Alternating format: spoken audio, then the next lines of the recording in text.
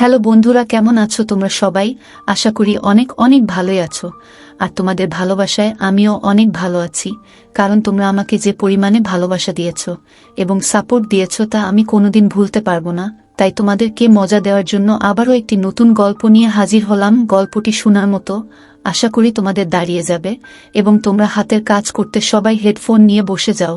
যদি আমার গল্প শুনে মজা পাও তাহলে অবশ্যই আমার চ্যানেলটি সাবস্ক্রাইব করবে। তো চলো বন্ধুরা, আমরা কথা না বাড়িয়ে আসল গল্পে চলে আই। ভারতের বিহারের মেয়েরা ভেজা পোশাকগুলো আলমারিতে কেন রাখে তা জানলে আপনারা হতবাক হয়ে যাবেন। আমার শাশুড়ি রোজ নিজে তার পোশাকগুলো পরিষ্কার করতেন আর সেগুলোকে না শুকিয়ে আলমারিতে রাখতেন।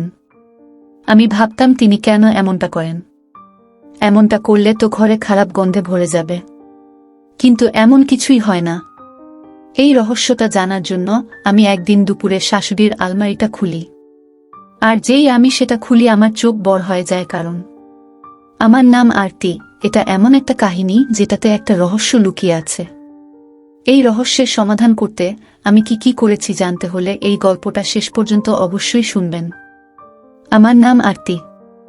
আমার বিয়ের 2 বছর হয়ে গেছে। আমার শাশুড়ির ব্যবহার প্রথম দিন থেকে অনেক ভালো ছিল, কিন্তু ওনার একটা কাজ আমাকে অনেক অবাক করত। আমার শাশুড়ির নাম সেলোনি। তিনি অনেক ধনী পরিবারের মেয়ে ছিলেন। আমার শ্বশুরমশাই এর অনেক বড় ব্যবসা ছিল, কিন্তু উনি অনেক খারাপ মনের মানুষ ছিলেন। উনাকে সবাই ভয় পেত, এমনকি আমার শাশুড়ি মাও ওনাকে ভয় পেতেন।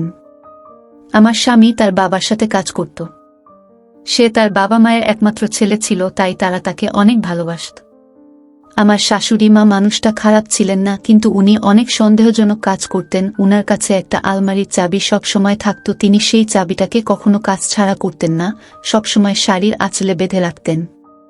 তিনি রোজ আমাকে দিয়ে তার পোশাকগুলো পরিষ্কার করিয়ে নিতেন, আর সেই পোশাকগুলো না শুকিয়ে আলমারিতে উঠিয়ে রাখতেন। এটা আমার কাছে অনেক অবাক মনে হতো। একদিন আমি আমার স্বামীকে এই বিষয় বলতে যাই, কিন্তু সে অনেক রেগে যায় আর বলে, তোমার লজ্জা করে না? তুমি আমার মায়ের বিষয়ে অভিযোগ করতে এসেছ।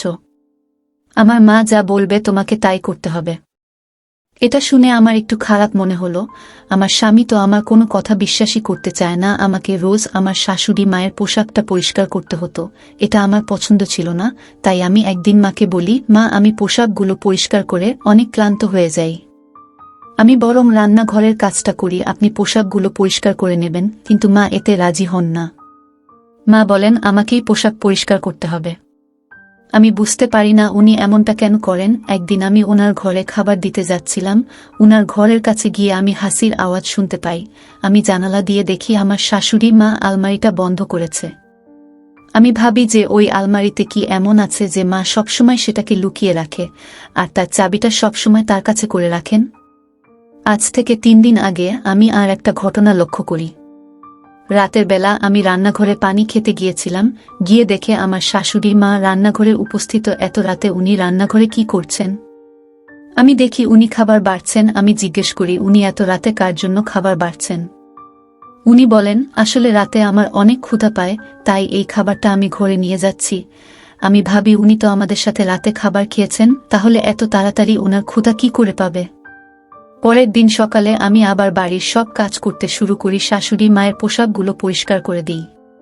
সেই দিন আমি সাহস করে ওনাকে জিজ্ঞেস করি, মা, আপনি ভিজে পোশাকগুলো কেন আলমারিতে উঠিয়ে রাখেন?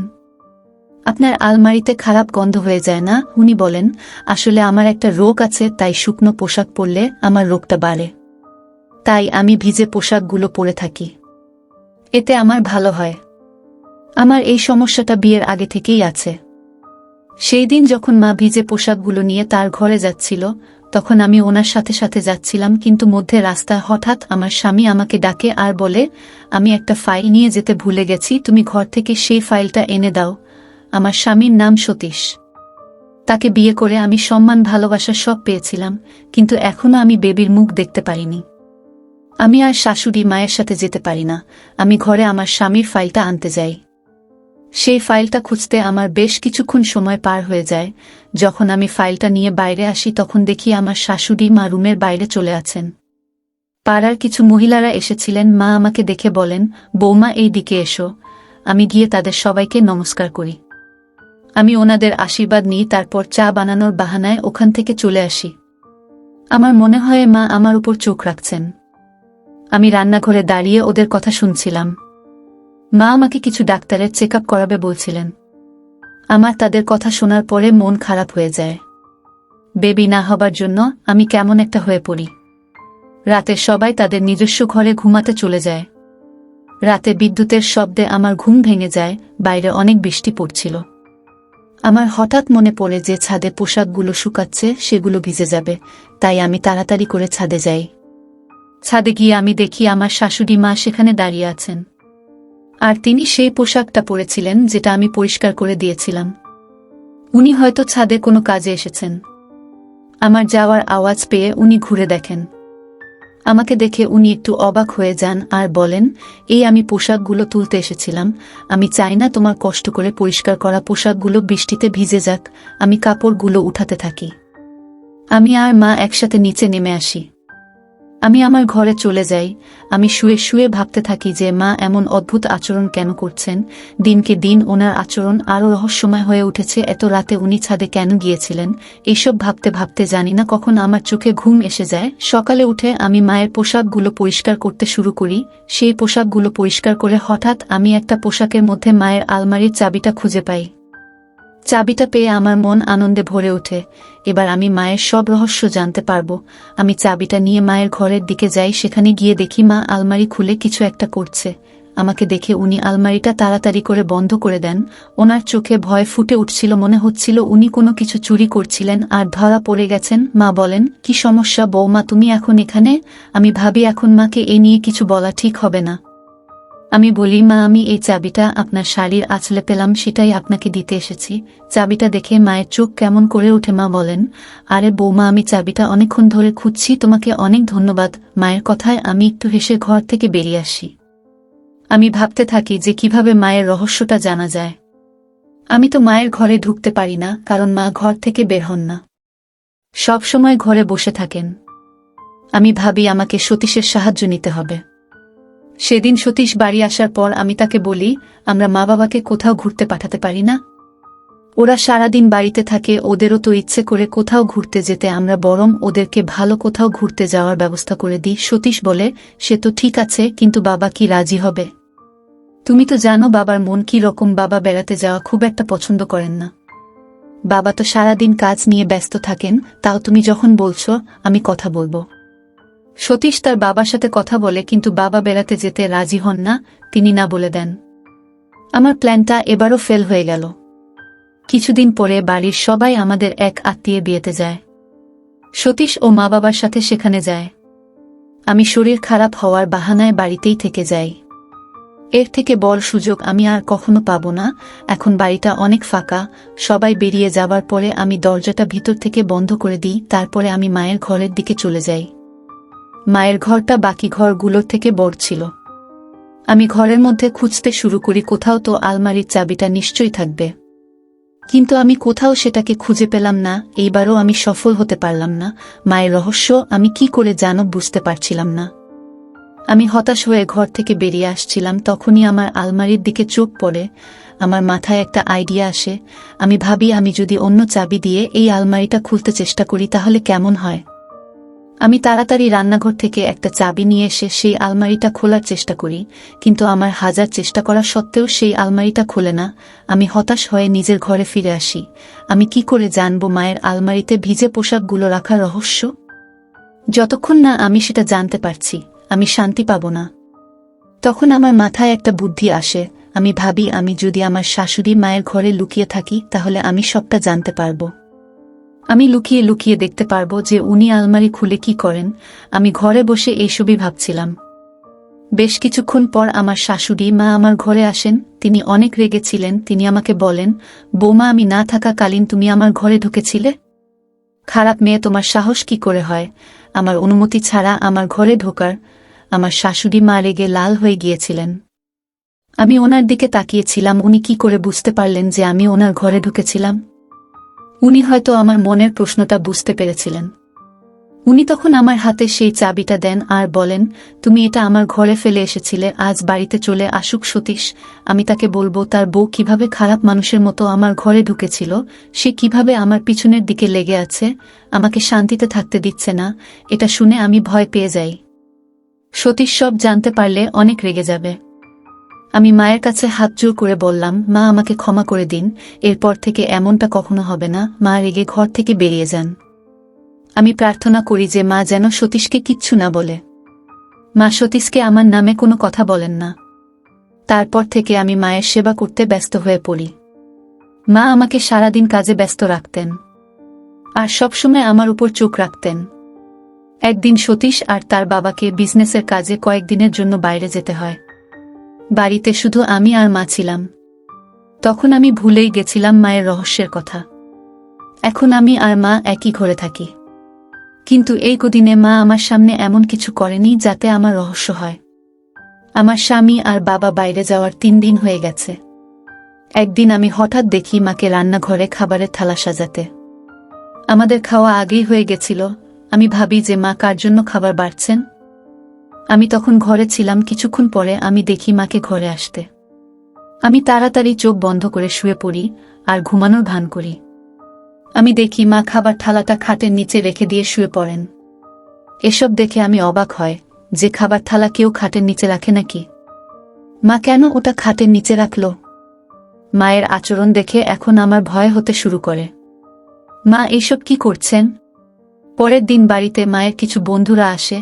মা আমাকে আগে থেকেই তাদের জন্য খাবার বানাতে বলেছিলেন। মায়ের বন্ধুরা অনেক বড় ঘরের মেয়ে, সবাই অনেক ভালো ছিল। শুধু একজনকে আমার একটু অন্য রকম মনে হলো, সে আমার দিকে চোখ রাখছিল। আমি তাদের জন্য খাবার বানিয়ে মাথা ধরার বাহানা করে নিজের ঘরে চলে যাই। তারা সব খাবার খেয়ে নেয়। তাদের খাওয়া হয়ে যাবার পরে মা আমাকে মায়ের ঘর থেকে পান আনতে বলেন। আমি মায়ের ঘরে পান আনতে যাই। পানটা নিয়ে আমি যখন বেরিয়ে আসছিলাম, তখন হঠাৎ আমার চোখ পড়ে মায়ের আলমারির চাবিটার দিকে। সেটা বিছানায় পড়েছিল। আমি ভাবি এত সুবর্ণ সুযোগ। আমি তাড়াতাড়ি করে চাবিটা নিয়ে আমার আঁচলে বেঁধে নিই। আমি ভাবি আজ রাতে আমি মায়ের রহস্য ঠিক জানতে পারব। তারপরে মা আমাকে সবার জন্য চা বানাতে বলেন। আমি রান্নাঘরে চা বানাতে যাই। হঠাৎ আমার মাথাটা ঘুরতে শুরু করে, আমার শরীরটা কেমন করতে থাকে। মা তখন কিছু একটা নিতে রান্নাঘরে এসেছিল। মা দৌড়ে এসে আমাকে ধরে ফেলে, আমাকে পড়ে যাওয়া থেকে বাঁচায়। আমি অজ্ঞান হয়ে পড়ি। কিছুক্ষণ পরে ডাক্তার আমাকে দেখতে আসেন। তিনি এমন একটা খবর শোনান যেটা শুনে আমি তাড়াতাড়ি সুস্থ হয়ে উঠি। আমার মন আনন্দে ভরে ওঠে। মা আমার অনেক যত্ন করতে শুরু করেন। আর করবে নাই বা কেন? তিনি ঠাকুমা হতে চলেছেন আর আমি মা হতে চলেছি। পরের দিন সকালে মা আমাকে একটা পুরানো আর ভিজে পোশাকটা দেন আর বলেন এটা সব সময় পরে থাকতে। আমি মাকে বলি, আমি এই পুরনো ভিজে পোশাকটা কেন পরব? আমি এটা পরব না। তখন মা বলেন, আমি যখন মা হতে চলেছিলাম তখন আমিও এটা পরেছিলাম। তোমার বাবা আমার কাছ থেকে ছেলে চেয়েছিল। সে বলেছিল আমার বাবুটার যেন ছেলে হয়, আর এটাই পরিবারের নিয়ম, প্রথম বাবু ছেলে হতেই হবে। তোমার শ্বশুর মশাই আগেই বলে দিয়েছেন যে তার একজন বংশধর চাই। আমার বৌমার প্রথম বাবুটা যেন ছেলেই হয়, তা না হলে তাকে আমি বাড়ি পাঠিয়ে দেব। আমার ছেলের জন্য মেয়ের অভাব হবে না। আমি ভাবি বাবা এত কঠিন কথা কি করে বলতে পারলেন? এসব শুনে আমার চোখে পানি চলে আসে। মা আমাকে শান্ত করে আর বলেন, এই পোশাকটা পরে নাও বৌমা। উনি ঘর থেকে চলে যান। আমি মনে মনে ঠিক করি যে আমি কিছুতেই এই পোশাকটা পরব না। সেই দিন রাতে আমি আমার নিজের ঘরে শুয়েছিলাম। আমি রান্নাঘরে একটা আওয়াজ শুনতে পাই। আমি দৌড়ে গিয়ে দেখি মা খাবারের থালা নিয়ে আসছেন। উনি খাবারের থালা নিয়ে নিজের ঘরে চলে যান। আমিও ওনার সাথে সাথে যাই। উনার ঘরে ঢুকে আমি লুকিয়ে পড়ি আর লুকিয়ে লুকিয়ে উনাকে দেখতে থাকি। মা খাবার থালাটা খাটের নিচে রাখেন। তারপরে খাটের নিচ থেকে একটা সিন্দুক বের করেন। সেই সিন্দুকটা যখন উনি খোলেন তখন আমার চোখ বড় বড় হয়ে যায়। সেই সিন্দুকের মধ্যে অনেক বাবুদের খেলনা আর জামা ছিল। তারপরে মা আলমারিটা খোলেন আর যেই আলমারিটা খোলেন অমনি আমার চোখ দুইটা বড় হয়ে যায়। সেই আলমারিটার ভিতরে একটা রাস্তা আছে। মা সেই রাস্তা দিয়ে বেরিয়ে যান। আমিও চুপি চুপি মায়ের সাথে যাই। আমি দেখি মা সেই রাস্তা দিয়ে একটা ছোট্ট ঘরের ভিতরে যান। আমি গিয়ে দেয়ালের সাথে লুকিয়ে পড়ি আর আড়াল থেকে দেখি যে মা একটা 15 বছরের মেয়েকে খাওয়াচ্ছেন। এসব দেখে আমার হাত পা কাঁপতে শুরু করে। আমি কোনো রকমে বাঁচি। একটা আওয়াজ শুনে মা ঘুরে আমাকে দেখতে পান, আর আমাকে দেখে মা অনেক অবাক হয়ে যান। মা বুঝতে পারেন না যে আমাকে কি বলবেন, তবে মা এটা বুঝতে পারেন যে আমি তার রহস্যজনক কথা জেনে গেছি। মা উঠে আমার সামনে এসে দাঁড়ান। আমি মাকে জিজ্ঞেস করি, মা, এই মেয়েটি কে? আর আপনি একে এখানে এইভাবে লুকিয়ে কেন রেখেছেন? মা চুপ করে দাঁড়িয়ে থাকেন। আমি বলি, আমার প্রশ্নের উত্তর দিন মা। আমাকে সব খুলে বলুন, না হলে আমি সব কথা বাবাকে ফোন করে বলে দেব, আর ওনাকে এক্ষুনি এখানে ডেকে পাঠাবো। আমার কথা শুনে মা ভয় পেয়ে যান। বাবার নাম শুনে উনি কাঁদতে শুরু করেন আর বলেন, আমার যখন বিয়ে হয়েছিল তখন আমি খুব গরিব ছিলাম। তুমি তো জানো তোমার শ্বশুর মশাই এর মন কি রকম খারাপ। উনি আমার উপরে অনেক খারাপ ব্যবহার করেছেন। বিয়ের 2 মাস পর থেকেই আমার শ্বশুর বাড়ির লোকেরা বেবি হওয়া নিয়ে আমাকে কথা শোনাতে শুরু করে। তাদের একজন ছেলে চাই যে এই বংশকে এগিয়ে নিয়ে যেতে পারবে। মেয়েদেরকে তারা কেউ পছন্দ করত না।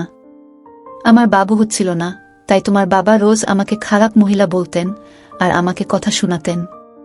আমি ডাক্তার দেখিয়েছিলাম, কিন্তু তাতেও কোনো লাভ হয়নি। তখন আমার শাশুড়ি মা আমাকে একজন পণ্ডিতজির কাছে নিয়ে যান। সেই পণ্ডিতজি বলেছিলেন 15 দিন ওনার আশ্রমে যেতে আর গরিবদেরকে দান ধ্যান করতে, তাহলে ভগবানের কৃপায় আমার বাবু হবে। আমি 15 দিন ধরে রোজ ওনার আশ্রমে যেতাম। একদিন আশ্রম থেকে ফেরার সময় আমি একটা বেবির কান্নার আওয়াজ পাই। আমি দেখি একটা গাছের তলায় একটা বেবি শুয়ে শুয়ে কাঁদছে। সেই বেবিটা সাদা পোশাক দিয়ে বাঁধা ছিল। আমি গিয়ে সেই বেবিটাকে আমার কোলে তুলে নিই। আমার অনেক মন খারাপ হয় তাদের উপর যারা এই বেবিটাকে এইভাবে ফেলে রেখে দিয়ে গেছে। আমি সেই বেবিটাকে বাড়িতে নিয়ে আসি, কিন্তু আমি তাকে সবার থেকে লুকিয়ে রাখি, কারণ তোমার বাবা তো মেয়েদের একদম পছন্দ করতেন না। তোমার বাবা বলতেন যে মেয়েরা একটা বোঝা হয়। আমার একটা ছেলে চাই যে আমার মতনই শক্ত আর মজবুত হবে। আমি এই বেবিটাকে সবার থেকে লুকিয়ে রাখি। এই বেবিটা সবার থেকে আলাদা, ও আমার বাড়িতে আসার পর থেকেই আমার বাড়িতে সৌভাগ্য ফিরে আসে। আমার বাড়িতে অনেক টাকা পয়সাও আসে। তোমার শ্বশুর মশায়ের ব্যবসার উন্নতি হয়। আমি শুনেছিলাম যে এইরকম বেবিরা অনেক শুভ হয়। তাদের কাছে কিছু প্রার্থনা করলে সেটা পাওয়া যায়। তাই আমি এই বেবিটার কাছে একটা বাবুরের প্রার্থনা করি। আর তারপরে সতীশ আমার কোলে আসে। এই মেয়েটা সতীশের থেকে বড়, কিন্তু ও মানসিকভাবে সুস্থ নয়, তাই ওকে বেবিদের মতন দেখতে মনে হয়। সতীশ যখন হয়েছিল তখন ওর বয়স ছিল 6 বছর। বাকি বাবুদের থেকে ওর বুদ্ধি কম। ও কথা বলতে পারে না, শুধু শুনতে পারে। আমি ওকে নিজের বাবুর মতনই ভালোবাসি। আমি ওকে নিজের হাতে বড় করে তুলেছি। মায়ের কথা শুনে আমার বাবার চিন্তাভাবনার ওপর অনেক আফসোস হয়। আমরা মেয়েরা কি এতটাই খারাপ? আমি মায়ের কাছে ক্ষমা চাই।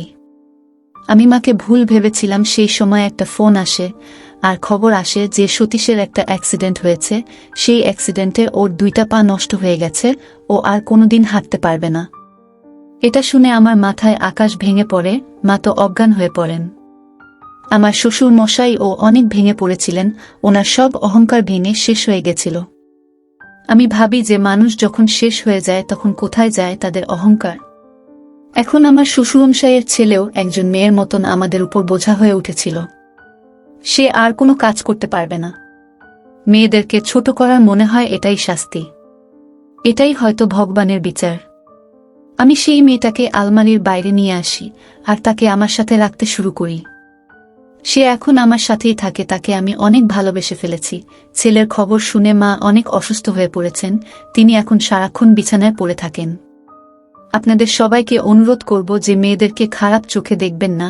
সব সময় মনে রাখবেন যে একজন নারী আপনাকে এই পৃথিবীতে নিয়ে এসেছে। মেয়েরাই আপনাকে ছোট থেকে বড় করেন। স্ত্রী হিসেবে আপনার পাশে থাকে আর মেয়ে হিসেবে আপনার সেবা করে। আজকালকার মেয়েরা ছেলেদের থেকে কোনো অংশে কম নয়। যারা মেয়েদেরকে এই পৃথিবী আসার আগেই শেষ করে দেওয়ার কথা ভাবে, তাদেরকে বলবো যে মেয়েরা হল রত্ন। তারা হচ্ছে ঘরের লক্ষ্মী। তাদের সাথে অন্যায় করলে সৃষ্টিকর্তাও আপনাকে শাস্তি দিবে। বন্ধুরা, আজকের ভিডিওটা এখানেই শেষ করলাম। অনেক কষ্ট করে ভিডিওটি আপনাদের জন্য বানিয়েছি। যদি ভিডিওটি আপনাদের ভালো লেগে থাকে তাহলে একটা লাইক করবেন এবং চ্যানেলটি অবশ্যই সাবস্ক্রাইব করবেন। এই আশা ব্যক্ত রেখে আপনাদের কাছ থেকে বিদায় নিচ্ছি আমি। দেখা হবে আগামীকালের নতুন কোনো ভিডিওতে। সে পর্যন্ত সবাই ভালো থাকুন, সুস্থ থাকুন। ধন্যবাদ।